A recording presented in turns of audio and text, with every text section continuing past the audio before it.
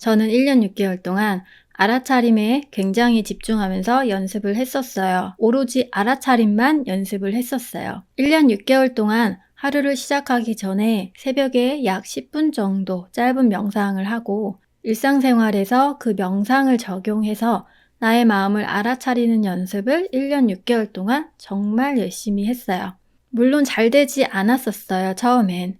알아차림을 연습한다는 것 자체도 까먹었었고, 그렇게 까먹어도 또 하고, 잘 안 돼도 잘 안 됐네 하고 다시 하고, 까먹지 않기 위해서 여러 가지 방법도 썼었고, 어쨌든 그렇게 연습을 해 나가면서 제 안에 변화가 조금씩 생겼어요.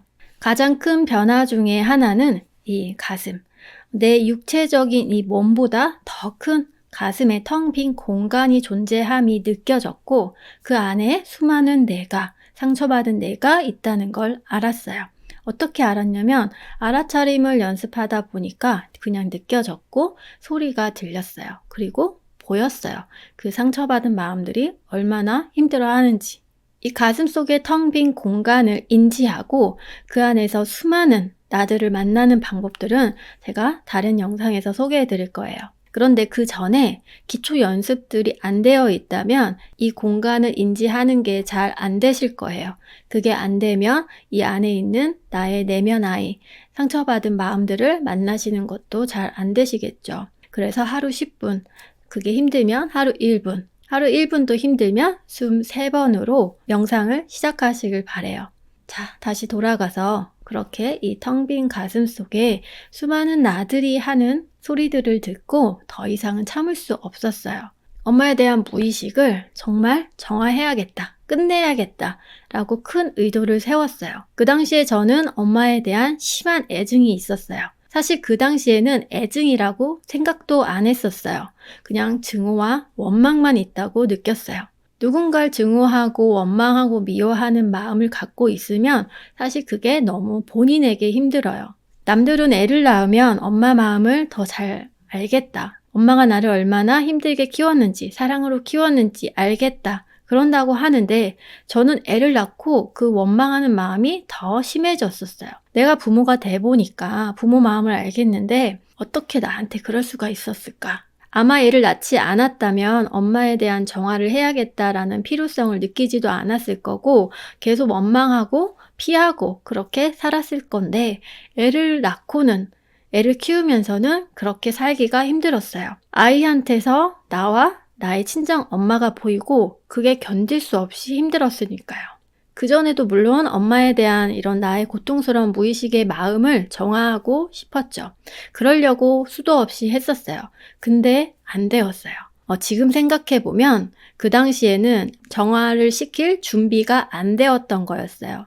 알아차림에 대한 기초가 안 되어 있으니까 내가 뭘 정화해야 되는지 핵심을 찾아갈 수가 없었던 거죠. 알아차림이 깊어질수록 나에 대해서 알아갈수록 정화는 그저 자연스럽게 때가 되면 오는 거였어요.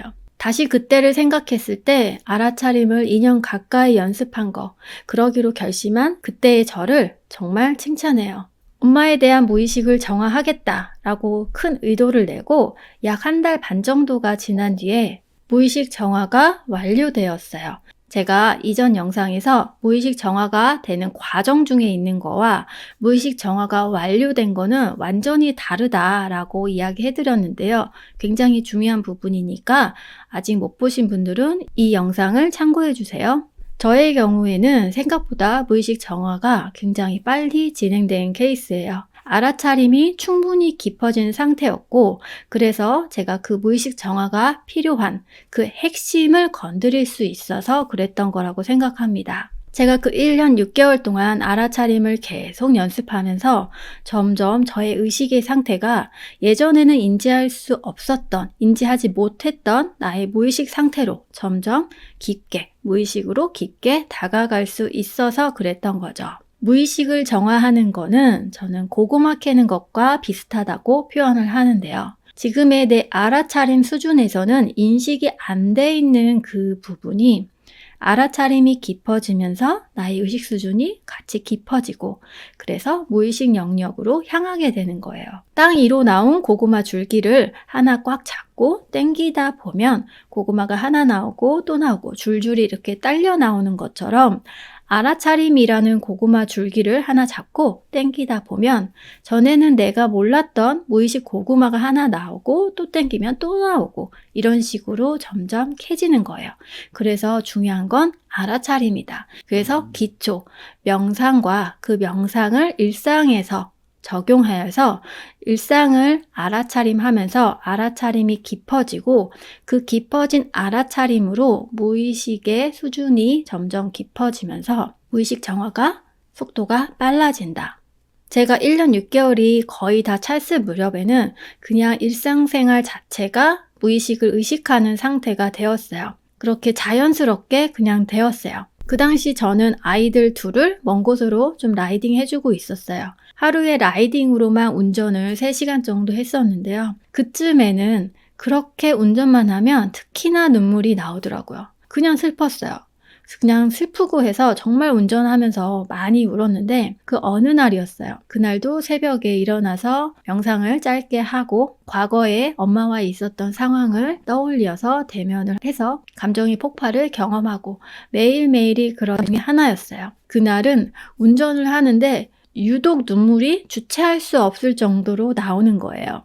이제 아이를 데려다 주고 집에 오는 길이었는데 정말 눈물이 어찌나 주체가 안 될 정도로 나오는지 그 눈물의 뿌리가 느껴지는데 그게 이 몸통 밑바닥에서 울음이 쳐서 자꾸 올라오려고 하는데 앞이 안 보일 정도로 눈물이 자꾸 나고 제가 상태가 그 감정의 폭발 상태가 주체가 안 되는 상태라서 사고 나겠다 싶어가지고 차를 이제 한적한 곳에 한쪽에 세워놓고 거기서 감정의 폭발을 허용했어요. 그런데 그 순간에 뭐가 생겼냐?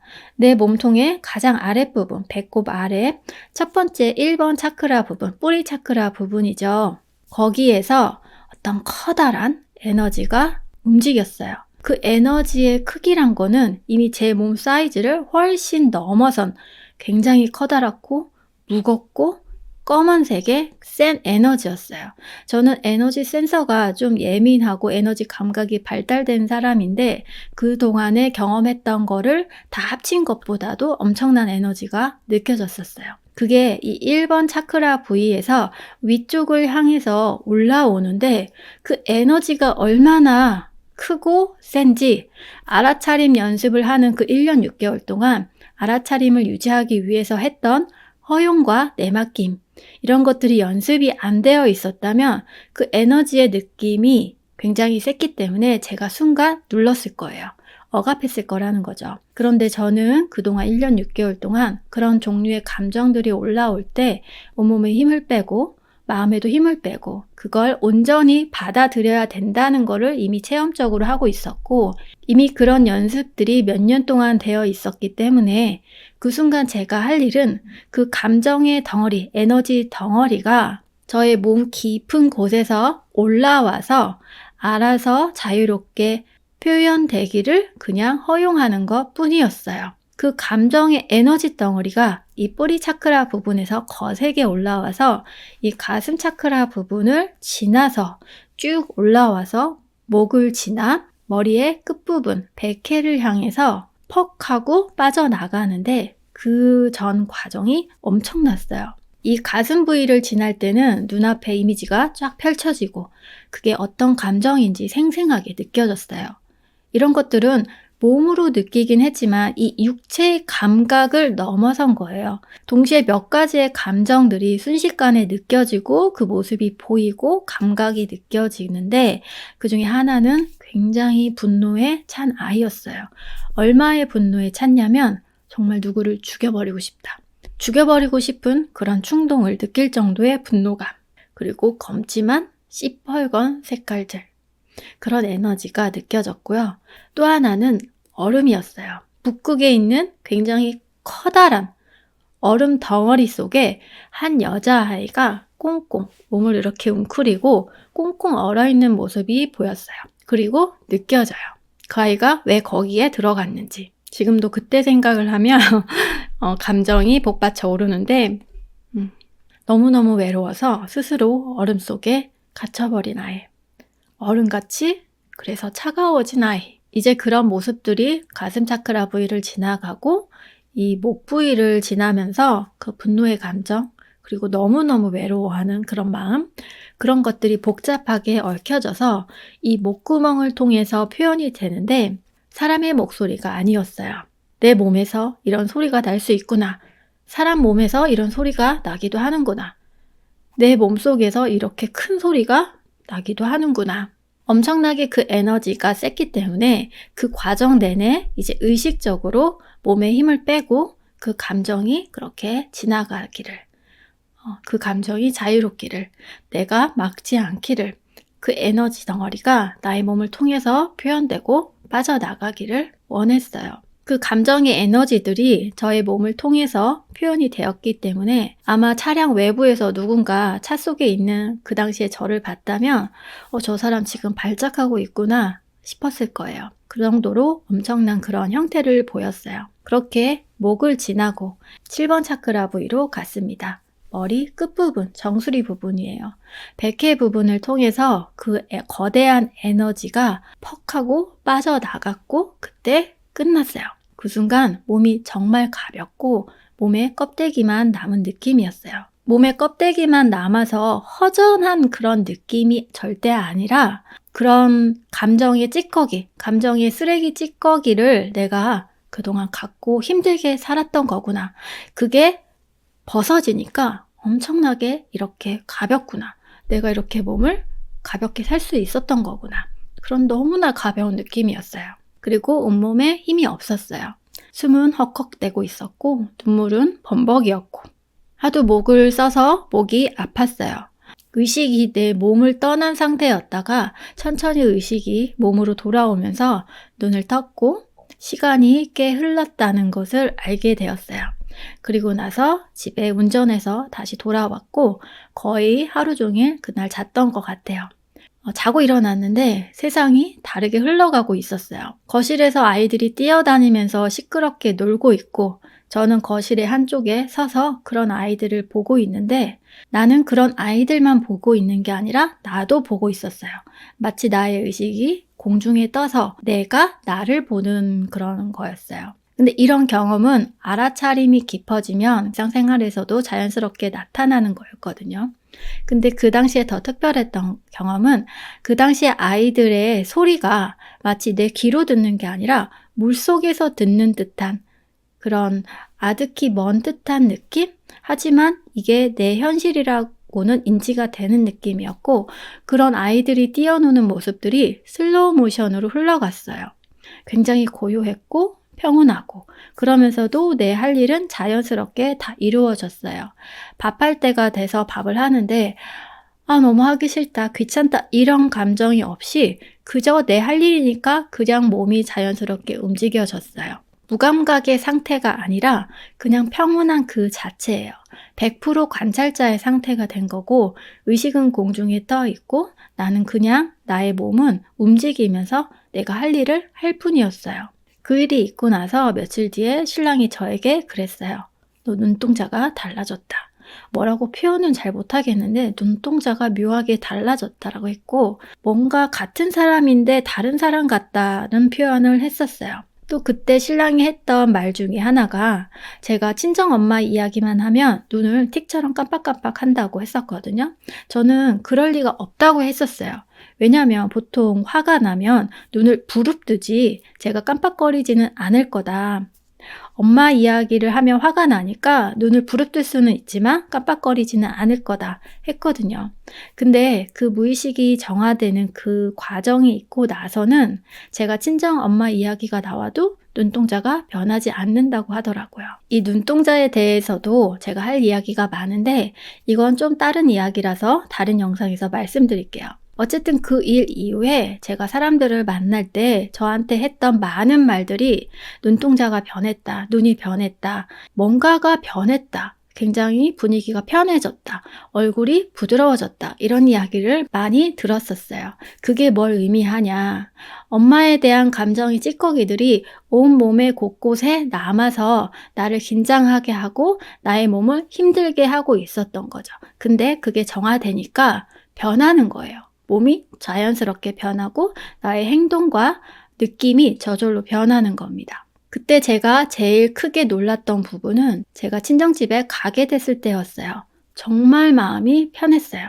주변 사람들이 나는 친정이 쉬러 간다. 친정이 천국이다. 뭐 이런 말을 했었는데 저는 전혀 반대였거든요. 친정에 가면 오히려 밥도 못 먹고 안 먹기도 하고 엄마 아빠랑 눈도 마주치지도 않고 집에 올 때는 항상 분노와 슬픔과 자기 연민에 엄청 울었거든요. 근데 그 일 이후에 친정에 가니까 친정이 그렇게 편할 수가 없는 거예요. 참 신기했어요. 엄마는 예전과 같이 부정적인 이야기를 하고 내 앞에서 엄마랑 아빠랑 그렇게 싸우는데 그것이 전혀 내 마음속에 하나도 걸리지 않는 거예요. 엄마가 옛날에 했던 그런 화났던 말들도 그때는 왜 저러지?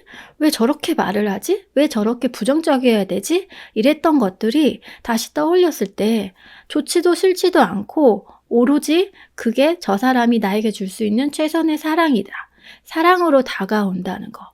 그게 굉장히 몸으로 경험하면서 정말 놀랐던 거고 무의식 정화를 하면 누구나 한 번쯤은 이렇게 경험을 해본다면 그것이야말로 인생을 바꾸는 것이다. 운명을 바꾸는 것이다. 라는 생각이 들었어요. 그날 이후로 저는 그렇게 삶이 바뀌었어요. 긍정적으로 보려고 하지도 않고 어떻게 하려고 애쓰지 않아도 그냥 자연스럽게 세상이 다르게 보이고 다른 사람의 마음이 움직이는 것도 보였어요. 그 당시에 누가 저한테 어떤 말을 했냐면 저보고 혹시 독심술 배웠냐고 이런 이야기도 했었거든요. 저 사람의 마음이 어떤 상태인지가 그냥 보였어요.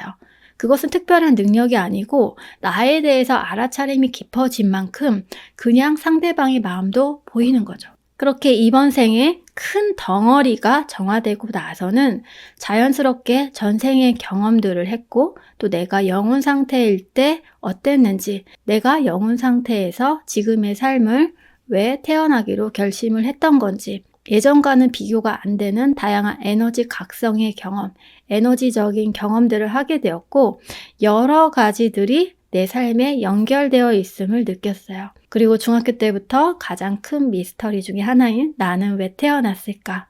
나는 왜 하필 여기에 태어났을까에 대한 답을 찾았어요. 제가 작년에 몇몇 분들과 함께 제가 했던 이 연습들을 같이 수업으로 했던 적이 있는데요. 그 중에 어떤 분은 이런 경험을 하셨습니다. 보시면 제가 앞에서 말했던 경험과 유사한 것이 있죠. 이렇게 에너지적인 변화가 생겨야만 끝이 납니다. 정화는. 제가 저의 무의식 정화 경험들을 이야기했는데요. 그 경험을 통해서 제가 뭘 느꼈냐. 정말 허용과 알아차림이 굉장히 중요하다. 무의식 정화를 위해서는 허용과 알아차림이 깊어져야 되고 그것을 위해서 또 명상을 해야 되는 거고 그래서 제가 명상을 굉장히 강조하는 겁니다. 근데 이때의 명상은 정말 긴 명상이 아니라 짧게라도 하루 5분, 10분이라도 꾸준히 할 수 있는 명상 그리고 그 하루에 10분 하는 명상이 중요한 게 아니라 앉아서만 하는 명상이 아니라 그 하루 10분 한 명상의 힘을 나의 일상으로 가지고 와서 나의 일상을 명상할 때처럼 관찰할 수 있는 거 나를 스스로 관찰할 수 있는 명상의 일상화가 굉장히 중요하다는 거를 제가 경험을 했고 그거를 강조하고 싶어서 이렇게 채널을 운영하는 겁니다. 여러분들도 이런 경험을 꼭 하셨으면 좋겠어요. 저도 했는데 다른 사람 누구나 다 할 수 있다고 생각해요. 제대로 된 방향으로 제대로 연습을 꾸준히 한다면 누구나 이런 과정을 경험할 수 있다는 것을 저는 말씀드리고 싶어요. 근데 여러분이 이런 경험을 하지 않더라도 여러분의 존재 자체는 변하지 않는다는 게 아주 더 중요한 사실이에요. 기억하세요. 여러분의 존재 자체는 항상 완전하고 항상 사랑받고 있습니다.